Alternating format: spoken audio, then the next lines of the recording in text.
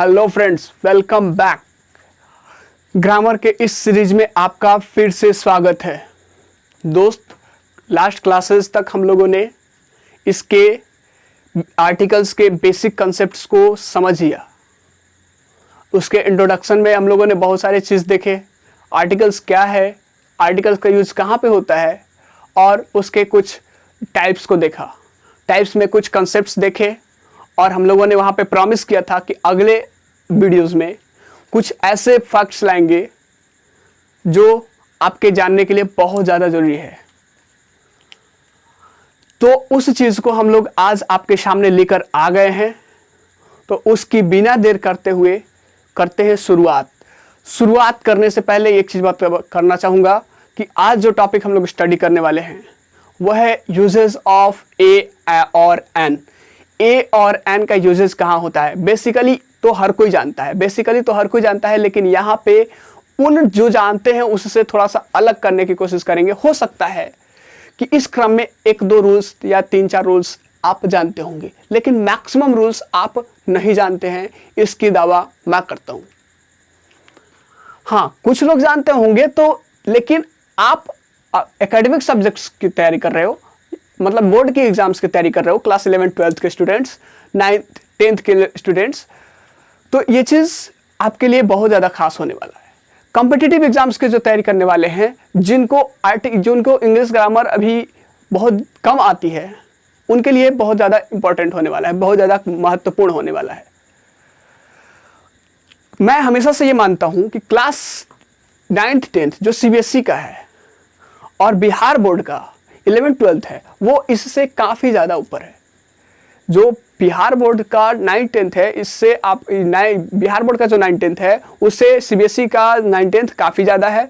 और बिहार बोर्ड का जो 11th-12th का जो सिलेबस है ग्रामर का, वो सिलेबस उससे थोड़ा सा मुझे लगता है कि CBSE का जो 9th-10th का है थोड़ा सा ज़्यादा है। प्रैक्टिस ज़्यादा होती है वहाँ पे, ग्रामर से रिलेटेड बहुत ज़्यादा कंसर्स होते हैं वहाँ पे, सारे लोग कंसर्न रहते हैं इसके बारे में।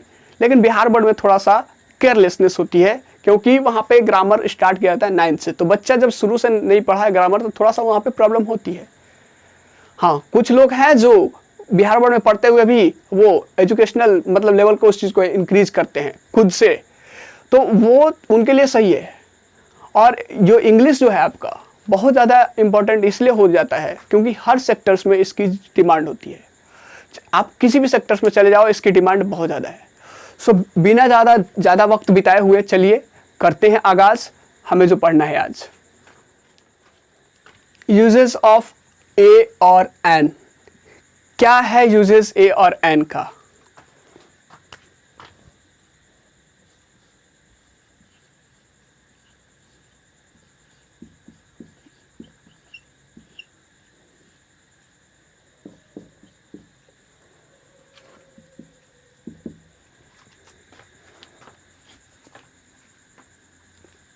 ए और एन का यूज क्या है, उस कड़ी में अगर बात करें तो ए और एन कहाँ पे लगता है? जनरली चीज़ तो देख लिए हैं, कॉन्सोनेंट साउंड के पहले ऐसे वर्ड जिसका साउंड कॉन्सोनेंट हो उसके पहले ए लगता है, और वॉवेल साउंड के वर्ड्स के साथ एन लगता है। तो ये चीज़ हम लोग जानते हैं पहले से, लास्ट क्लासेस में हम लोगों ने देखा भी था। तो इस कड़ी में जो पहला यूज होता है ए और एन का, जो पहला यूज होता है वो ये है कि अगर कोई सिंगुलर काउंटेबल नाउन है, मतलब singular countable noun, singular countable noun वो नाउन जिसको काउंट कर सके, और वो कितना कौन सा होना चाहिए? सिंगुलर। मतलब काउंटेबल दो तरह का होता है काउंटेबल, प्लूरल काउंटेबल नाउन और सिंगुलर काउंटेबल नाउन।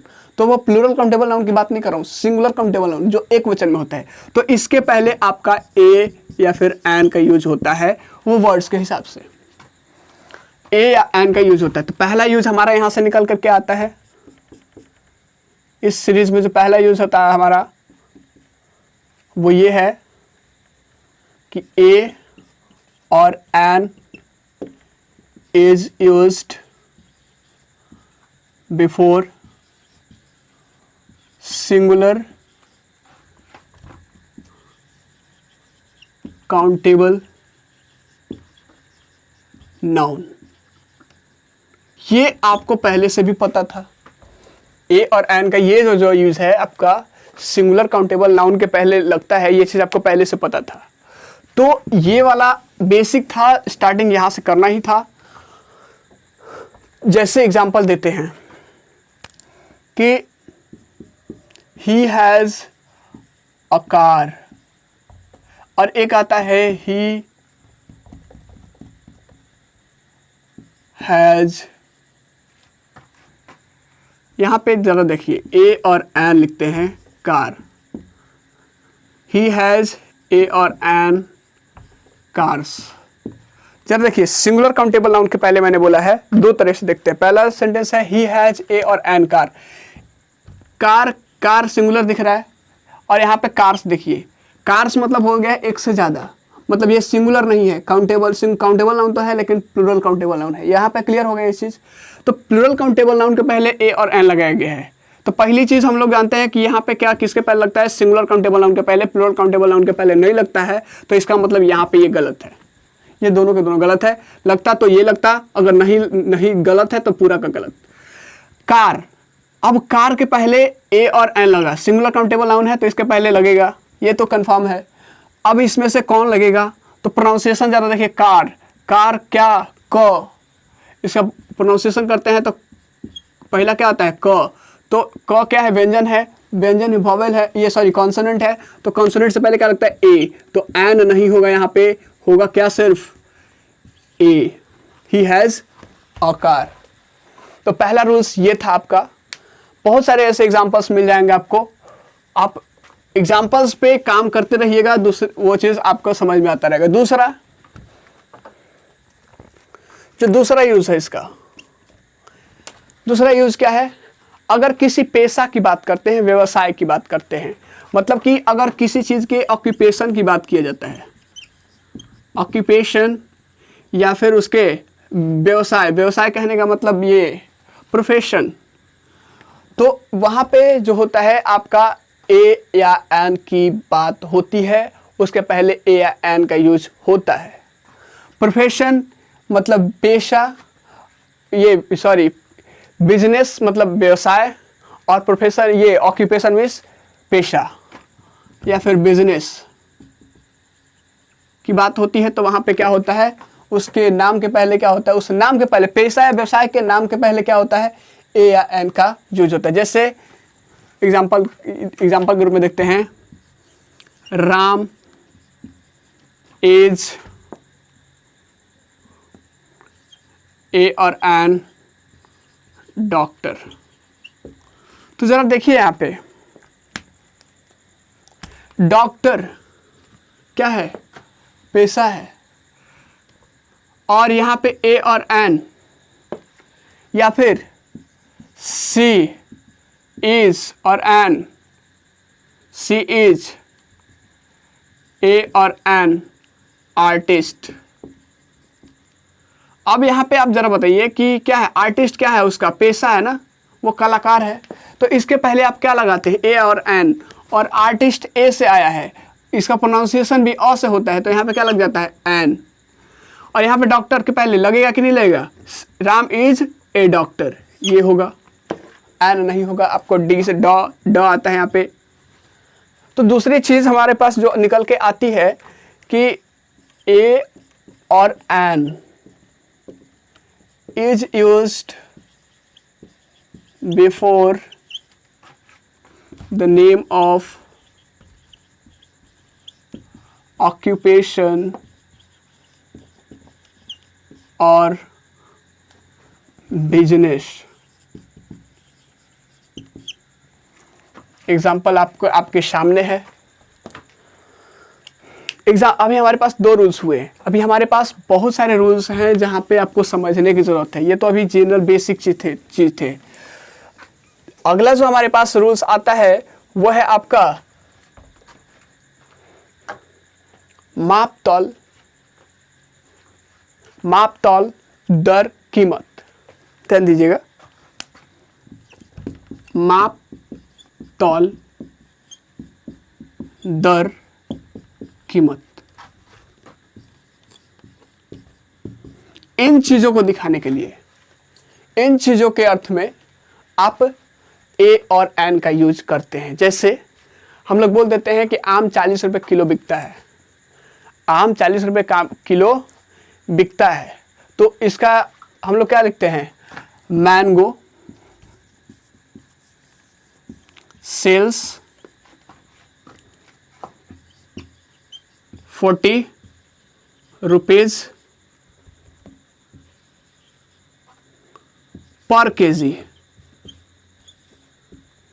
या फिर पर किलो। ध्यान दीजिएगा यहाँ पे जो पर आया है ना, इसके जगह पे आप ये यूज करके ना करके ए या एन यूज कर सकते हैं। किलो है तो ए यूज कीजिए। मतलब mango sells 40 rupees a kilo, mango sells 40 rupees a kilo. तो ये चीज आपका है, मतलब कि माप तौल दर कीमत, अगर ऐसे मेजरमेंट की बात करते हैं यहाँ पे, तो उसके पहले आपका ए और एन का यूज होता है। जो तीसरा हमारे पास निकल के आता है, जो आपके रूल्स है, वो है आपके ए और एन इज यूज्ड, ए और an is used in the sense of measure. A or N is used in the sense of measure, rate, price, etc. ये सारे के सारे में आपका यूज होता है।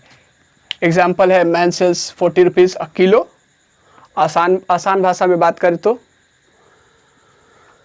तीसरा जो हमारा है, मतलब कि तीसरा समझ रहे हैं ना कि ए और एन का यूज किस लिए किया जाता है, माप तौल। यहाँ पे लिख सकते हैं आप, माप तौल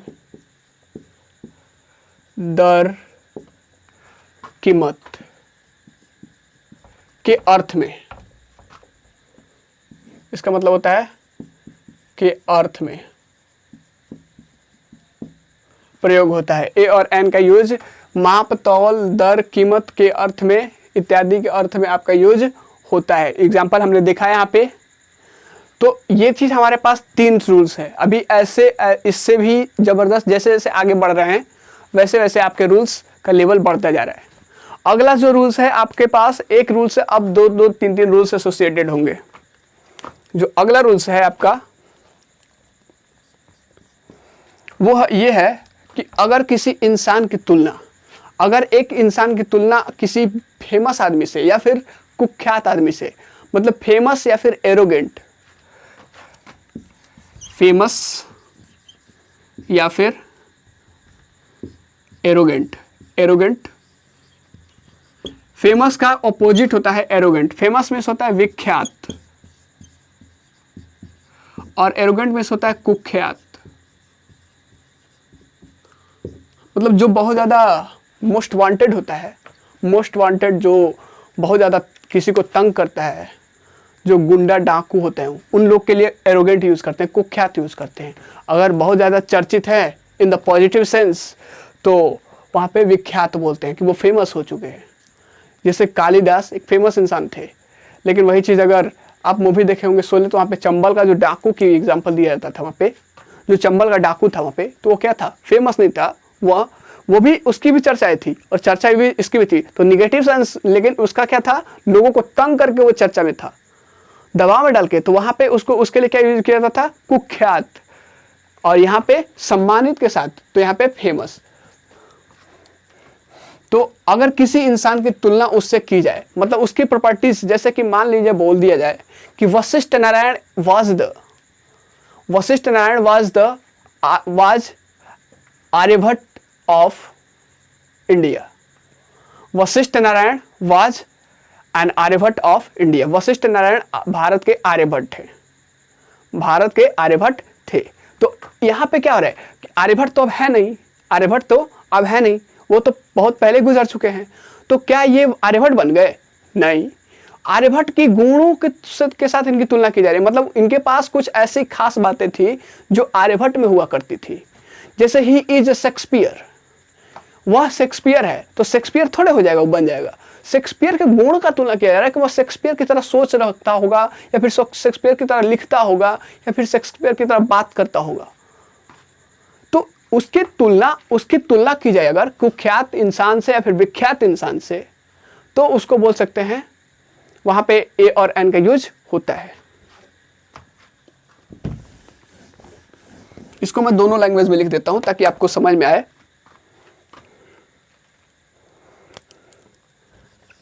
ए और एन इज यूज्ड, या फिर आप इसको लिख सकते हैं if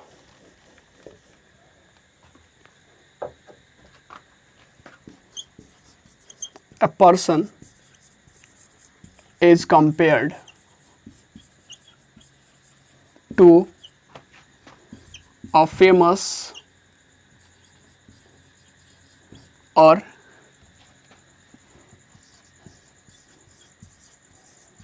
arrogant person, A or an, A or an is used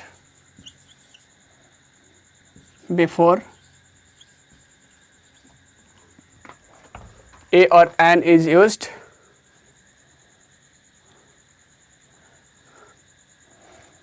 यहाँ पे लिख सकते हैं बिफोर ए और एन इज यूज्ड।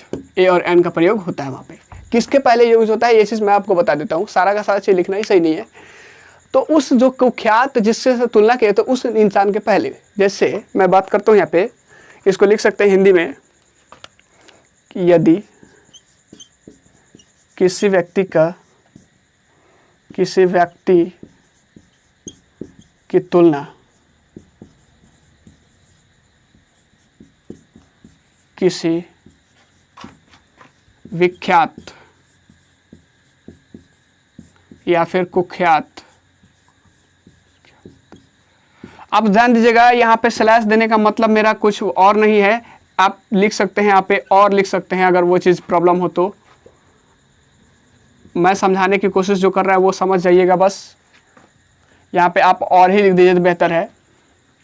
कुख्यात या विख्यात व्यक्ति से की जाए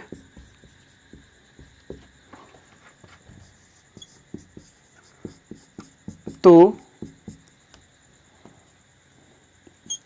वहाँ ए और एन का प्रयोग किया जाता है। ए और एन का प्रयोग किया जाता है। तो ये चीज़ आपका है, ये आपका क्या है वो रूल्स जो मैंने देखा चौथा। देखिए थोड़ा थोड़ा सा आपको ये चीज़ पता चल रहा होगा कि ये चीज़ थोड़ा सा लेवल बढ़ रहा है। शुरू में आपका बेसिक लग सकता है, शुरू में आपका 6, 8, 9, 10 का लग सकता है, लेकिन आगे जैसे जैसे आप बढ़ेंगे लगेगा कि हाँ थोड़ा सा लेवल इसका है। इसका एग्जाम्पल देखते हैं। Rohan is a Shakespeare of India. कह रहा है कि रोहन क्या है, भारत का शेक्सपियर है। यहाँ पे जरा देखिए, इस विख्यात, ये तो फेमस इंसान थे, तो फेमस इंसान के पहले क्या लगा गया है, ए लगा गया है। तो ए किसके लिए लगा, किससे पहले लगा है, उस फेमस इंसान के पहले लगा। किसके लिए आया है ये चीज़, इसके लिए। तो फेमस इंसान के पहले इसकी तुलना, रोहन की तुलना शेक्सपियर से की जा रही है, इसलिए शेक्सपियर के पहले ए लगता है यहाँ पे। क्लियर है। नेगेटिव सेंस में अगर यहाँ पे विख्यात ये बदमाश इंसान भी होगा तो वहां पे भी हो जाएगा वही चीज।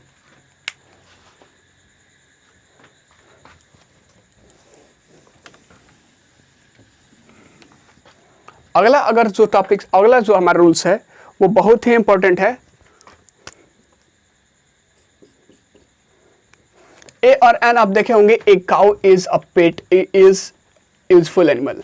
ए cow is an useful animal, वो आपने देखा होगा। ए cow is an useful animal, उस चीज़ को आपने देखा होगा। तो वहाँ पे आपका मतलब क्या निकलता है, यहाँ से क्या चीज़ हो सकता है।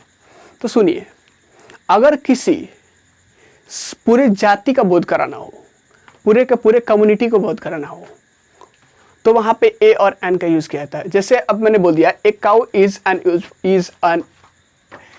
ए cow is a useful animal. A cow is a useful animal. गाय जो होती है एक लाभदायक उपयोगी जानवर होती है। तो यहाँ पे क्या एक गाय की बात कर रहा है?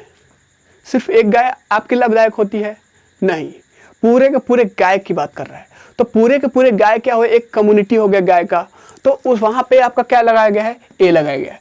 अब सर आपका क्वेश्चन आएगा कि यहाँ पे, आपका क्वेश्चन आएगा यहाँ पे, तो यहाँ पे इसका यूज़ क्या होता है मैं आगे अगले वाले ये रूल्स में बात करेंगे, लेकिन पहले फिलहाल इसकी बात करते हैं। यहाँ पे ये गाय एक की बात नहीं कर रहा है, गाय के समुदाय, गाय का जो जाति होता है पूरे जाति का बोध करा रहा है। सो इसलिए यहाँ पे क्या लगा है? ए लगा है। ए का मतलब एक नहीं हुआ यहाँ पे।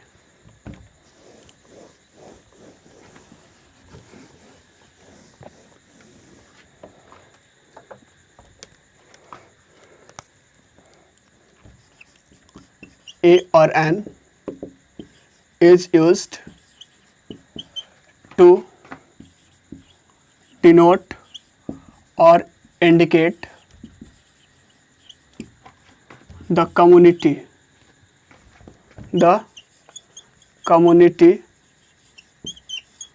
of a species लिख सकते हैं, इंडिविजुअल लिख सकते हैं, से कुछ भी लिख सकते हैं। किसी जाति का बोध कराने के लिए, किसी चीज़ का, स्पेसीज का, इंडिविजुअल का, उसकी जाति का बोध कराने के लिए क्या होता है? आपका ए और एन का यूज होता है। अब यहाँ पे एलिफेंट होता है तो यहाँ पे एन लग जाता है। एग्जाम्पल आपके सामने है, ये वाला मत लिखिएगा, अंडरलाइन कीजिएगा ये। अगला जो रूल्स हमारे पास,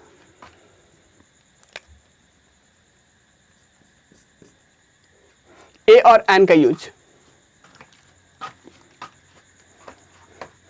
आप यहाँ पे ये कम्युनिटी वाला तो देख लिए, आप यहाँ पे एक वर्ड यूज कीजिए, होल कम्युनिटी, पूरा का पूरा समुदाय, पूरा का पूरा जाति का बोध करने के लिए यूज होता है। अगला जो हमारा टॉपिक्स है, यहाँ पे आप यहाँ पे बात कर रहे हैं ये वाला। अब इस रूल्स पे बात करेंगे। कह रहा है कि अगर किसी नाउन के पहले, अगर किसी सिंगुलर नाउन के पहले कोई एडजेक्टिव लगा है, अगर किसी सिंगुलर नाउन के पहले कोई एडजेक्टिव लगा है, तो उस एडजेक्टिव के पहले आपका ए या एन का यूज होता है। जैसे देखिए इस एग्जांपल पे समझते हैं। एनिमल क्या है आपका? सिंगुलर है। एनिमल क्या है? सिंगुलर है, सिंगुलर काउंटेबल नाउन है। अब इसके पहले क्या है? आपका एडजेक्टिव लगा है, क्या? यूजफुल। कैसा जानवर? Useful animal. तो यूजफुल एनिमल आपका क्या है? यूजफुल क्या है? आपका एडजेक्टिव है। तो मैंने रूल्स बोला कि अगर किसी सिंगुलर नाउन के पहले कोई एडजेक्टिव लगा है, सिंगुलर नाउन के पहले क्या लगा है? कोई एडजेक्टिव लगा है, तो इस एडजेक्टिव के पहले ए और एन लगा सकते हैं। रूल्स क्लियर है? चलिए, if there is an adjective used in the sentence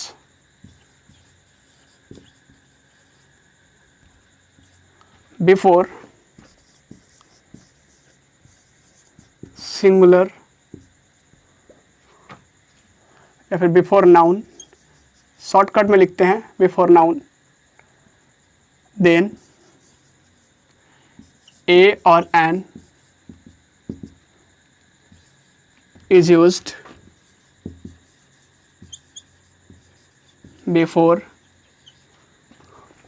that adjective। उस एडजेक्टिव के पहले ए और एन का यूज होगा। जैसे अब इसी को लिख सकते हैं हिंदी में कि अगर किसी सेंटेंस में किसी वाक्य में ए और ये एडजेक्टिव का यूज हुआ है, विशेषण का यूज हुआ है, तो उस विशेषण के पहले, किसी सेंटेंस में नाउन के पहले कोई विशेषण लगा है तो उस विशेषण से पहले ए और एन का प्रयोग किया जाता है। एग्जाम्पल आपके सामने है, ये हो सकता है आपका, या फिर आपका बहुत सारे एग्जाम्पल होंगे। यही एग्जाम्पल आप बेहतर रख लीजिए। लिख सकते हैं आप a cow is A useful animal, लिख सकते हैं आप ए cow is a useful animal, या फिर ये लिख सकते हैं यस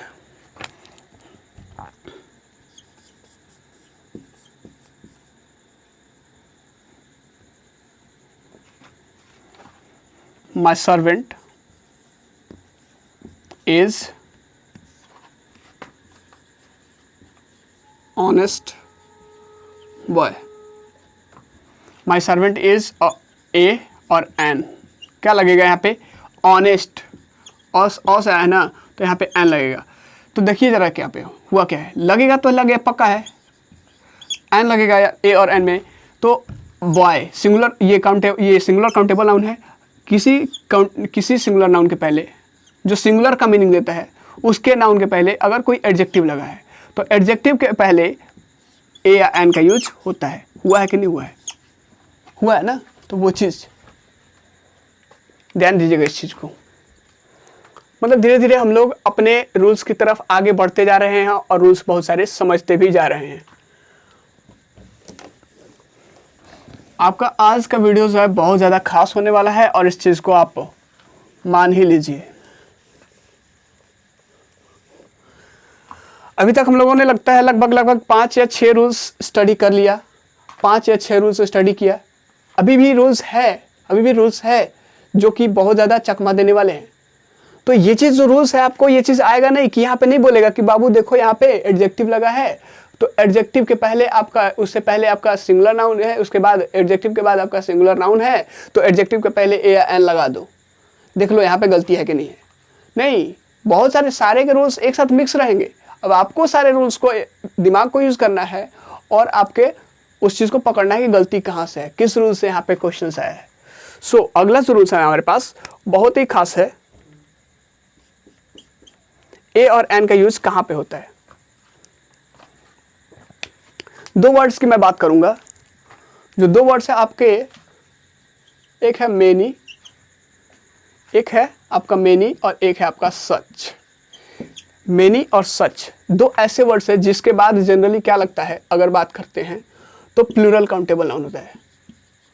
जनरली क्या होता है? प्लूरल काउंटेबल नाउन होता है।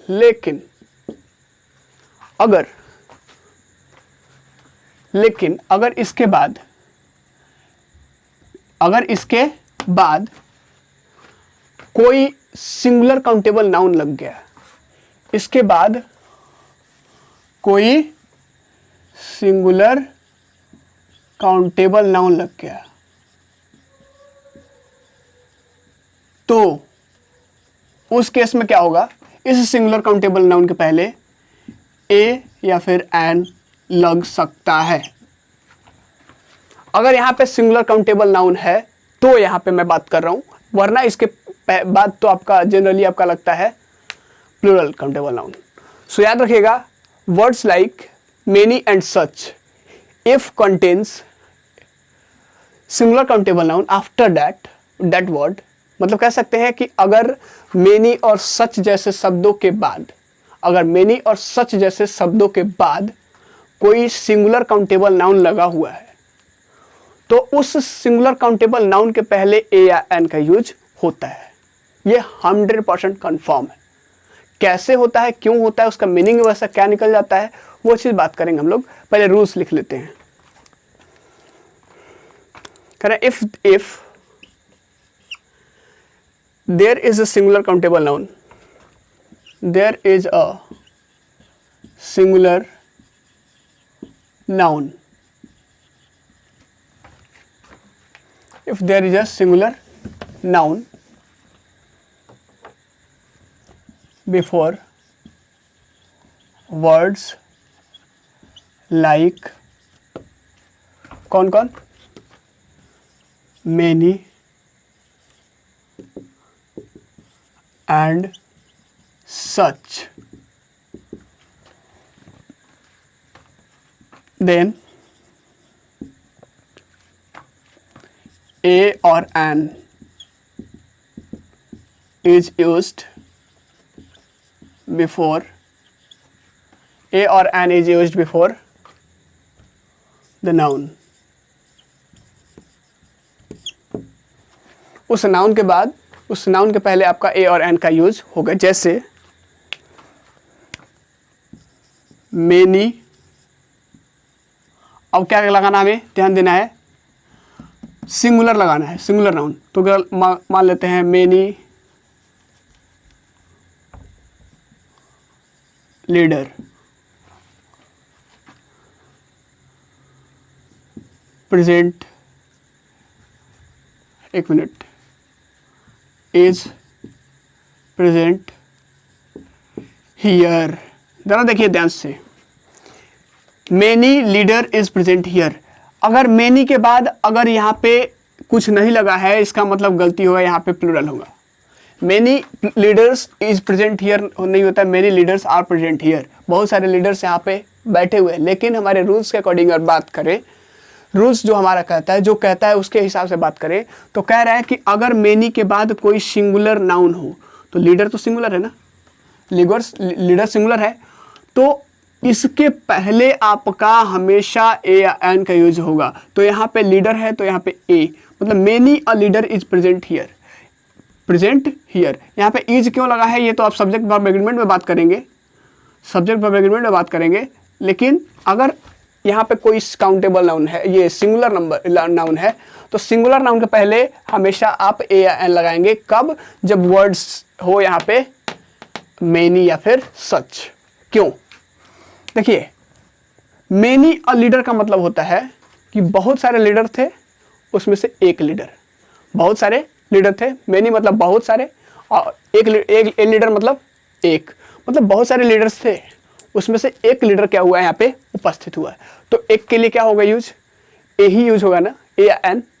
ये आपका आर तो लगाएंगे नहीं यहाँ पे, तो सो एक के लिए एक लगाए, कोई दिक्कत नहीं होनी चाहिए। चलिए आगे की तरफ जैसे हम लोग बढ़ रहे हैं धीरे धीरे, वो चीज़ हम लोग क्या देख रहे हैं, थोड़ा सा वो चीज़ कॉन्सेप्ट को हम लोग आसानी से समझते जा रहे हैं। अब कुछ टर्म्स, कुछ आपके रूल्स हैं जो कि बच गए हैं, लेकिन अभी जो है, अभी बहुत ज़्यादा इंपॉर्टेंट रूल्स बच गए हैं। जैसे प्रत्येक नाम सुने होंगे, प्रत्येक शब्द सुने होंगे, प्रत्येक को अगर तोड़ दिया जाए तो प्रति प्लस एक, प्रत्येक के अर्थ में आपका ए या एन का यूज होता है। जैसे वो प्रत्येक सप्ताह, प्रति सप्ताह मुझसे मिलने आता है, प्रति सप्ताह 2 बार मिलने आता है या फिर 1 बार मिलने आता है, तो वहां पे क्या होगा, आपका ए या एन का यूज होगा। मतलब क्या, यहां से एक रूल्स आया क्या, प्रत्येक या प्रति के अर्थ में।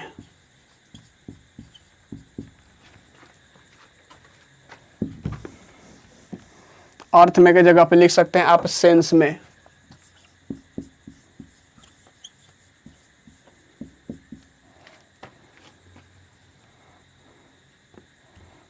ए और एन का प्रयोग किया जाता है। ध्यान दीजिएगा इस चीज को, ए और एन का यूज किया जा सकता है। जैसे he comes to meet me twice a week। कह रहा है कि वह मुझसे एक सप्ताह में 2 बार आता है मिलने, एक सप्ताह में 2 बार। प्रति सप्ताह, a week, comes to week, प्रति सप्ताह। यहाँ पे एक सप्ताह मैंने लिख रहा है, प्रति सप्ताह, प्रति सप्ताह। कम्स मतलब आप तो जानते हैं ना ये चीज़, प्रेजेंट इंडेफिनिट का यूज क्यों होता है, हैबिचुअल मैनर्स को दिखाने के लिए। तो कह रहा है कि प्रति सप्ताह, वो ए वीक का मतलब हो गया प्रति सप्ताह।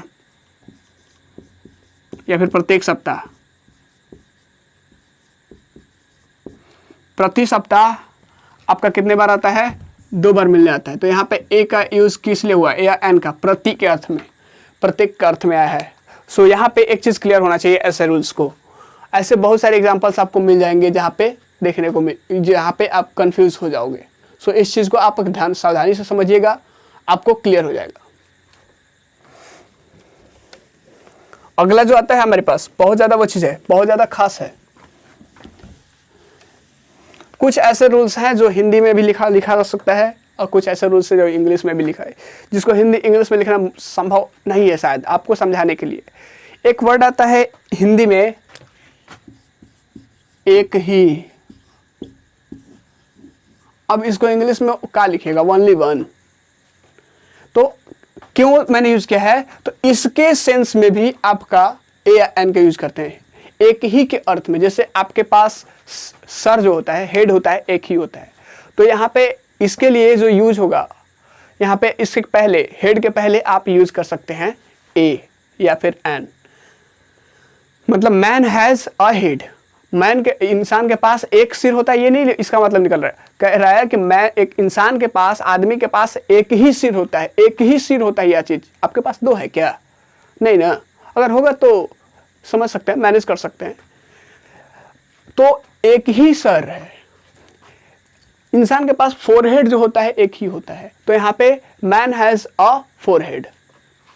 सो यहाँ पे ये चीज क्लियर होना चाहिए।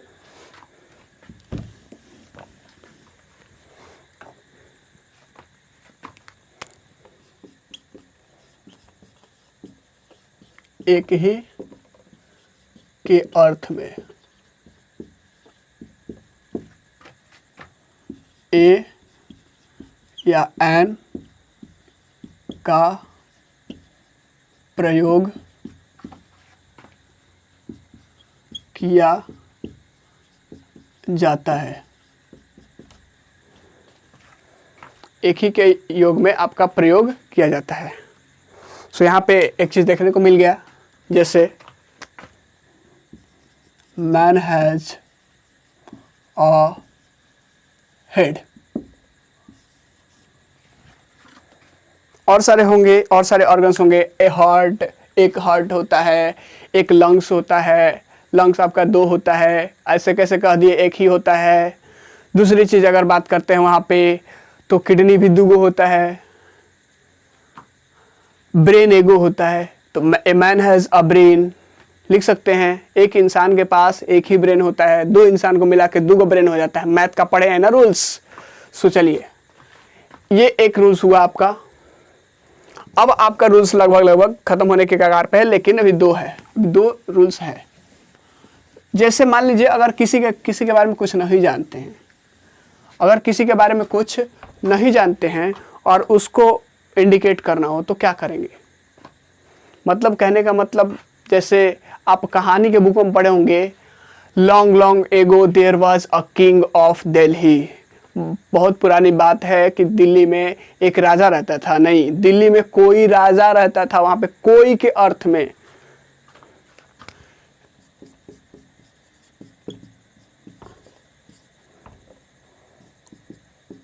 कोई के अर्थ में ए और एन का प्रयोग किया जाता है।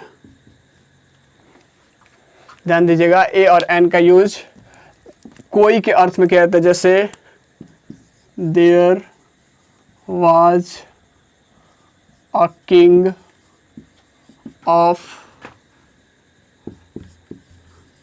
कोई दिल्ली का राजा था। तो यहाँ पे इसका मतलब क्या हो गया? कोई, एक नहीं, कोई, दिल्ली का कोई राजा था। ये चीज समझ में आ रहा है, सारा का सारा चीज समझ में आ रहा है। एक और सबसे ज्यादा इंपॉर्टेंट है, 1-2 रूल्स और है, उसके बाद वो चीज खत्म हो जाएगा। एक जो इंपॉर्टेंट रूल्स है, अगर देखिए इसी से रिलेटेड है, इससे रिलेटेड क्या है वो चीज देखिए। मान लीजिए आप किसी का नाम जानते हैं, लेकिन उसके बारे में कुछ भी नहीं जानते हैं। जैसे मान लीजिए आप क्या है, घर में हैं और क्या होता है, एक बंदा आता है जिसको आप पहचानते नहीं है, आप पहचानते नहीं है उसको, लेकिन वो आता है आपके पिताजी से मिलने। पिताजी नहीं, घर पे नहीं है।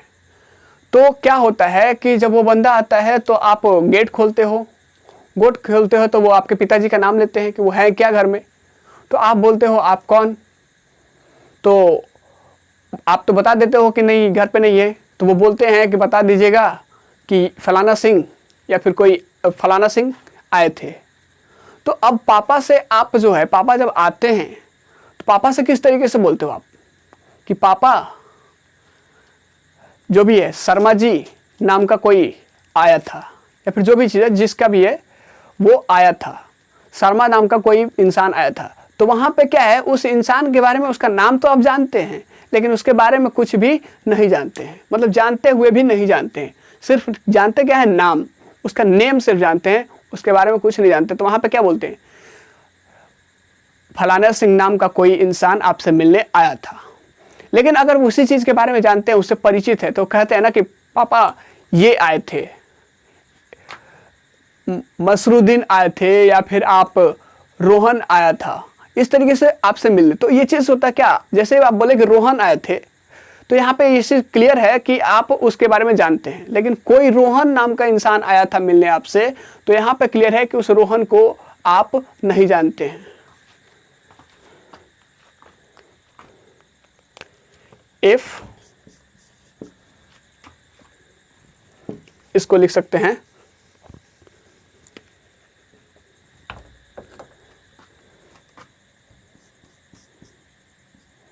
हिंदी में लिख देते हैं इसको, अगर किसी व्यक्ति के नाम के अलावा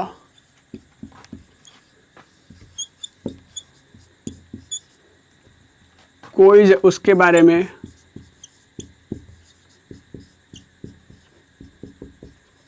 कोई जानकारी न हो तो उस व्यक्ति को दर्शाने के लिए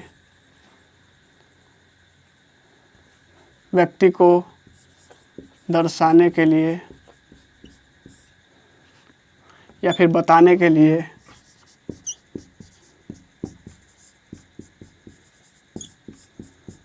ए या एन का प्रयोग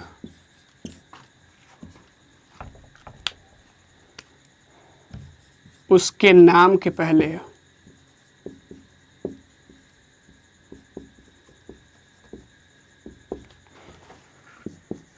किया जाता है।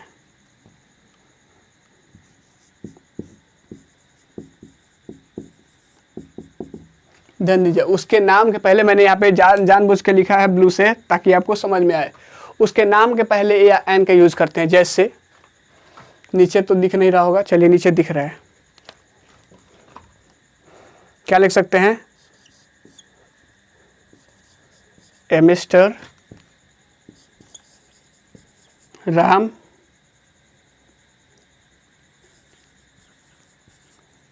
केम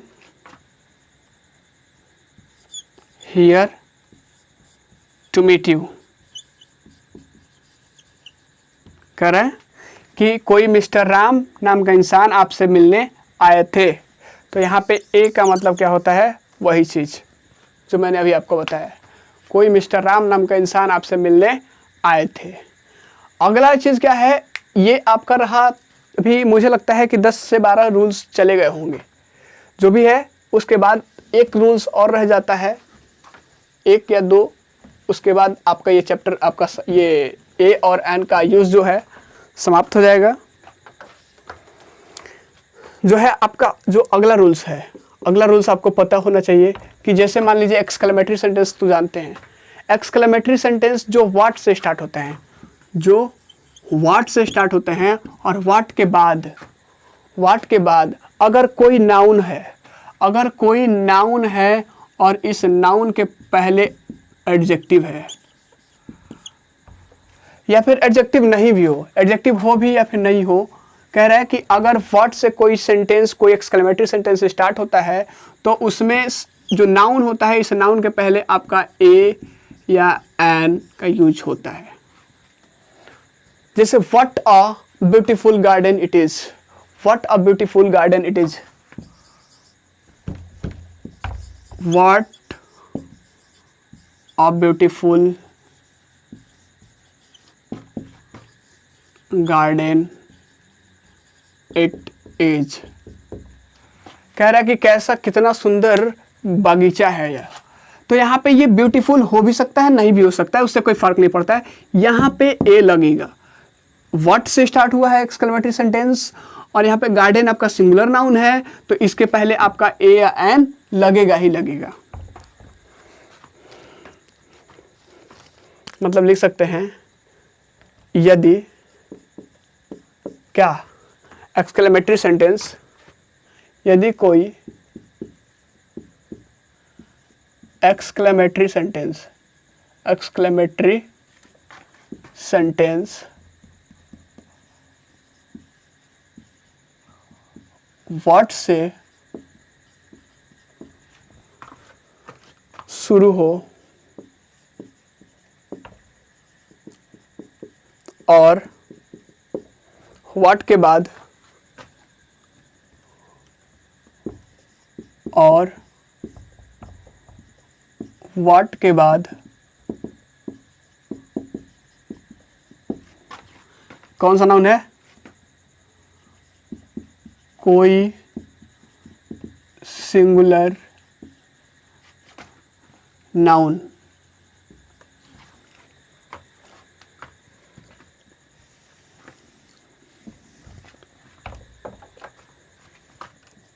लगा हो तो उसके पहले ए या एन का प्रयोग करते हैं। जैसे आपका एग्जांपल देख लीजिए, ये रहे या ना रहे, ये रहे या ना रहे, आप यहाँ पे ए या एन लगेगा ही लगेगा। सो ये चीज रहा आपका ग्रामर का जो ए और एन का यूज है, उसके ये सारे के सारे एक महत्वपूर्ण रूल्स जो आपको जानने चाहिए। और इसको जानने के बाद आप जहाँ भी बुक्स है ग्रामर्स का बुक उठाइए और ए और एन से यूज से रिलेटेड सारे के सारे कॉन्सेप्ट्स को, सारे के सारे क्वेश्चंस को क्लियर कर लीजिए।